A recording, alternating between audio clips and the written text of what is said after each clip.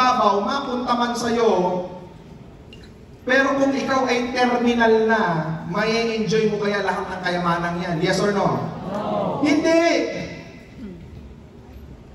Hindi mo may enjoy ano man tagumpay na meron ka sa buhay mo. Maniwala ka sa akin. Nakatira ka sa mansyon, lahat ng magaganang sasakyan meron ka.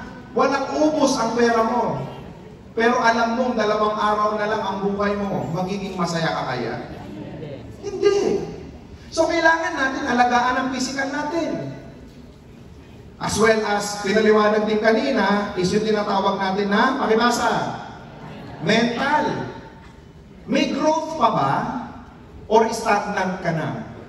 Healthy pa ba ang isip natin? Or depressed ka na? Or may anxiety ka na? Or masyado ka ng duda sa sarili mo? Kailangan nano-nourish din natin yung mental natin. Dapat tama ang mindset.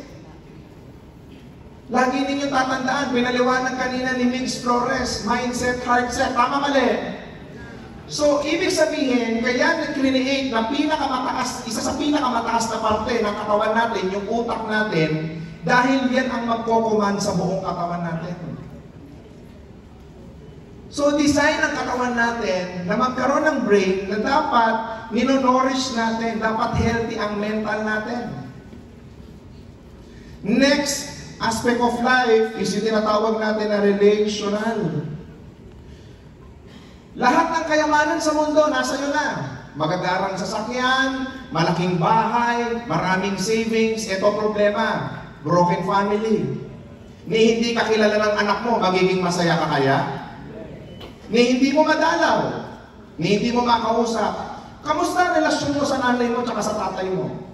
Lahat ng kayamanan sa mundo ibigay ko sa iyo, pero nandun yung puot at galit mo doon sa mga magulang mo, sa mga kapatid mo, sa mga mahal mo sa buhay. Magiging masaya kaya ang buhay mo? Try to analyze it. Hindi magiging masaya ang buhay. And next, okay ka, relational. Masaya ang pamilya, okay naman. Ang problema, okay din ang physical. Healthy din. Tama? Wala namang sakit, wala namang maintenance. Mental, laging umaattend sa seminar, laging umaattend sa mga training. Ito problema. Paano kung wala kang pera? Magiging masaya kaya? Magiging masaya kaya? Hindi din pala. So, parte pala ng buhay ang pera. Ang tanong, bakit wala kang pera? Tama mali? Yun ang malaking tanong natin lagi sa buhay natin. 5 ang aspeto ng buhay. Pero I want you to understand that today, nagkakamali po ako that you have to live a balanced life. No. Kasi may dominant po doon sa 5. And it's actually our spiritual. Ito ang dominant dapat. Why? Ipapaliwanag ko po sa inyo na dapat dominant yung spiritual aspect ng buhay mo so that makuha mo yung success in all areas of your life.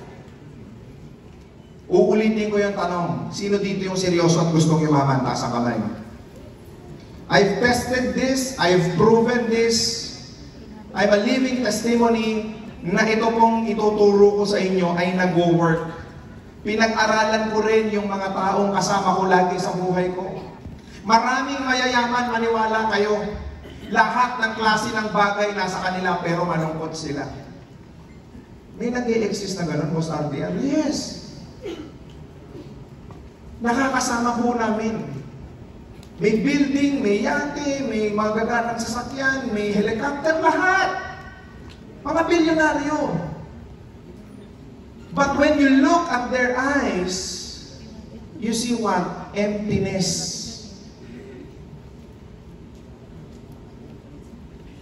Anong ibig sabihin? Baka mas malungkot pa nga ang buhay nila sa iyo eh.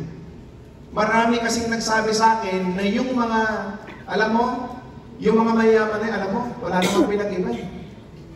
Yung dating nagsusumikap ako sa buhay at yung sitwasyon ng buhay ko, ay wala namang pinag-iba eh. Ang naging problema lang, nagkahiwalay kami ng asawa ko. Ang naging problema lang, yung health ko, terminal na ang buhay ko. Kasi masyado mong inisip yung pera eh. Yun kasi ang problema kasi sa'yo. Sa isang aspeto ka lang ng buhay mo nakafocus. Hindi mo ibalanse. Bakit? Ano ba ang success? Hindi lang po yan material. Yung nakakangiti ka't masaya ka, success na yun. Yung nandito ka't nakarating ka't wala kang naging aberya, success na yun. Yung nakaupo ka dyan, ilang oras na nakikinig ka pa rin ngayon, ninonourish mo yung isip mo, success na yun. Now, naging yung problema sa maraming tao, ginagawa natin komplikado masyado yung success. Bakit? Hindi mo napapansin, kaya ka pala nagkakaganon, masyado kang disconnected. What's the word? Disconnected. What's the word? Disconnected. Okay, ano yung disconnected? Ito ho kasi yan. Okay. Ang spiritual po natin, yan po ang tinatawag natin na source. Tama mali? Yan ang pinanggagalingan at yan ang panggagalingan ng lahat na pwede kang magkaroon sa buhay mo. As a matter of fact, yan ang pinanggalingan ng buhay mo. As a matter of fact, yan ang pinanggalingan ng isipan mo. Kaya hanggang ngayon, nakakapag-isip ka, buhay ka, humihinga ka, may kapabilidad ka pang mabago ang buhay mo, may kapabilidad ka pang magtagumpay, may kapabilidad ka pang makuha lahat ng pangarap mo. Bakit? May source. Ito tanong ko, kailan ka sincerely, uulitin ko, sincerely, wholeheartedly, naniniwala sa Diyos? O majority ng oras mo, ibinigay mo sa mundong ito? Hindi naman masama maging masipag. Hindi naman masama maging matyaga. Hindi naman masama na maglingkod tayo, magnegosyo tayo, kahit ano, hindi mo lang masama dyan. Pero sa araw-araw ng buhay mo, eto, tanong ko sa'yo, ilang beses o ilang porsyento mong naaalala yung creator mo o yung source mo? You have given 24 hours a day. And most of the time, you are complaining. Most of the time, you are unsatisfied with your result right now. You are so disappointed. You are so frustrated. Teka lang, sa 24 oras na binigay sa iyo ng Diyos, ilang oras mo siya naalala? Ilang oras ka truly nakapaglingkod sa Kanya, nakapag-serve sa Kanya, na-glorify mo siya? Ilang oras? O wala pang isang minuto? O minsan isang araw lumilipas na wala lang?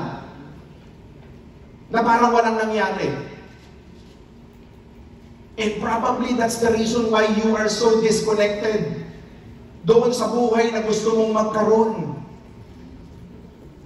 You have given 24 hours a day and yet ninineglect mo yung source mo. So huwag kang magtaka kung may sakit ka ngayon. Tinuturuan ka lang. So huwag kang magtaka kung depressed ka ngayon. Tinuturuan ka lang. So huwag kang magtaka kung magulo pamilya mo at wala kang pera kasi tinuturuan ka lang. Bakit? Nakalibot ka na kasi. Masyado kang materyoso. Masyado kang transactional. Masyado kang makamundo. Anong may idudulot sa iyo lahat ng karangyaan na yan sa mundo kung mamamatay ka ngayon? Wala. Now, ang ibig sabihin ng buhay natin ngayon is we are created for what? To glorify. You have given 24 hours a day. And yet, yung totoong sentro ng buhay, wala sa'yo. Wala sa Creator mo. Wala sa puso mo. Madalas naliligaw ka ng landas. Madalas kung ano-ano na lang iniisip mo. You know what's the true meaning of greatness? Ask me what? Ask me what? You are glorifying your divine Creator more than your life.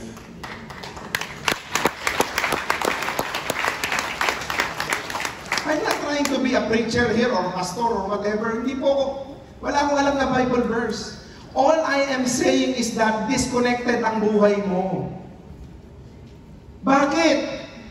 Ito ang kailangan niyong maintindihan. Ang spiritual po natin, since yan ang source, spiritual, okay. Since yan ang source, since yan manggagaling lahat ng gusto mong mangyari sa buhay mo, simpleng-simple lang. Ang source ang magbibigay sa iyo ng idea. Para saan? Maging healthy ang relationship. Tama? Para maging okay ang financial mo. Para maging okay ang mental mo. Para maging okay ang physical being mo. Ibig sabihin, kaya pala tayo binigyan ng isip, doon ipinadadaan yung blessing. Hindi po kasi siya literal. Nanggagaling po sa kang ipinapaisip sa atin. Na lagi kong sinasabi sa inyo, kung gusto nyo umasenso, kung gusto nyo yumaman, ang blessing is through a form of what? It's either idea po yan, or isang malupit na taong pinadala sa iyo na nagbigay sa iyo ng oportunidad o nagturo sa iyo. That's life. Paano kanya bibigyan ng tamang idea? Paano kanya bibigyan ng tamang tao? Inililigaw kanyang sadya. Yun ang gusto kong maintindihan mo. Bakit ka inililigaw sadya? Nakakalimutan mo kasing kumatok, tumawag, manalangin, mag-pray, nakalimutan mo na eh. Ito masakit. Tanong mo kung ano? Ano? Tanong mo kung ano? Ano? Kung kailan ka may problema, tsaka mo lang siya naalala. Kung kailan hirap ka na, kung kailan parang wala ng solusyon, kung kailan ang bigat-bigat na ng kalooban mo, tsaka mo pa naalala. Bakit nung panahon na nananamasa ka at nagtatagumpay ka, or you are actually having your small wins in life, bakit hindi mo siya naalala? Bakit masyado kang makasarili? Bakit ipinagraramot mo yung konting oras? Gusto mo talagang umasenso? Gusto mo talagang yumaman?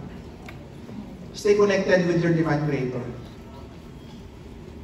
Now, kahit anong gawin natin sa buhay natin, kahit maging malupit tayo, maging magaling tayo, maging mayaman tayo, ang ending natin, mamamatay din tayo. And that's the reality of life. No one knows. Magkakasama tayo dito, mamaya, bukas, sa susunod na araw, hindi natin alam ano pwedeng mangyari. But there's one thing I know, na kahit mawala ka, alam ko kaya pwede mong dalhin at pwede mong paunin. Please live a purposeful life. Kailangan meaningful ang buhay. While it's true, totoo, makahirap ako, hindi, boss, ganito eh. Lagi ako nagpe-pray, ginawa ko na yan. Lagi ako nananalangin, ginawa ko na yan. Lagi ako naglilikod, ginawa ko na yan. Why is that? Ganun pa rin ang buhay ko. The fact na natatanong mo sa akin ngayon yan, yun yung problema. Bakit? May duda ka kasi. Sige, naniniwala ka. Naglilikod ka lahat. Ang problema, puso mo punong-puno ng pagdududa eh. Kini-question mo lagi eh. Paano ka magtatagumpay? Paano ka magsasucceed sa buhay mo?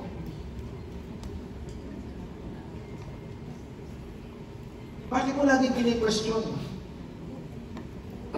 Hindi ba po pwedeng maging mapagpasalamat tayo, whether maliit, malaki, talo, kabiguan, pagkalubog? Hindi ba po pwedeng ipagpasalamat din yun? Dahil pinararaan tayo doon. Dahil pinararaanan sa atin yun. Hindi ba po pwedeng kung kailan bigong-bigo ka at kung kailan kailangan mo, doon ka pa nagiging pinakamasaya? Dahil alam mo, tinuturuan ka. Dahil alam mo, there's a big surprise awaits sa'yo, sa buhay mo. Dahil naniniwala ka, nagtitiwala ka. Kasi kung masipag ka, matyaga ka, matiisin ka, at nasa tamang oportunidad ka, hindi ka pa rin yumayaman, palagay ko may problema na, disconnected ka talaga. You know what's the meaning of life? It's all about your divine creator. It's the source.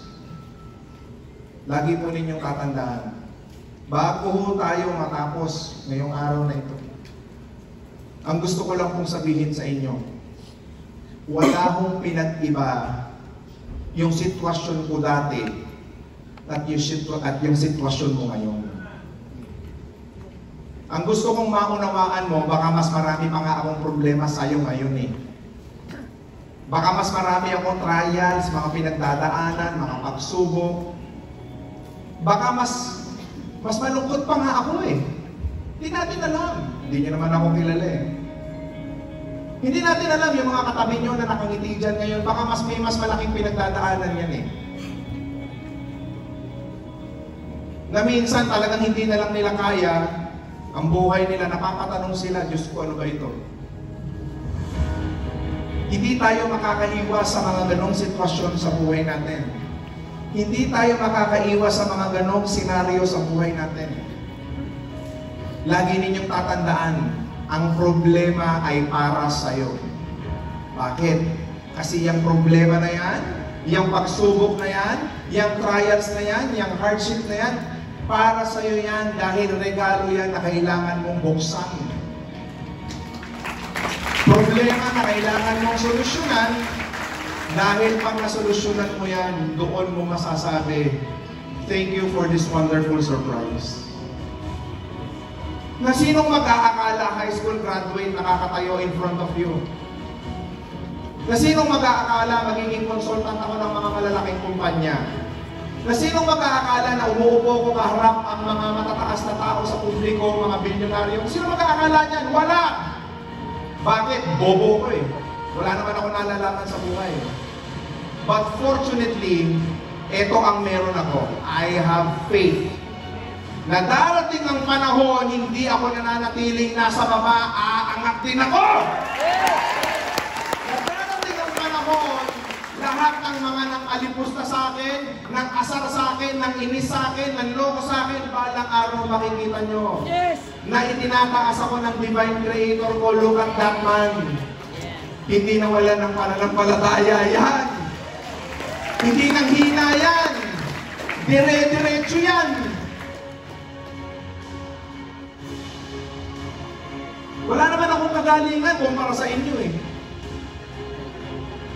All I have is this heart. Na alam kong puso na to, punong-puno ng magandang intensyon sa kapwa niya. Na kahit may nakatingin man o wala, sumusunod ka. Na totoo, masasabi mo sa sarili mo, binigyan mo ng magandang laban ang buhay mo. Na totoo, masasabi mo sa sarili mo pagkatapos ngayong araw na to, maraming salamat, umaten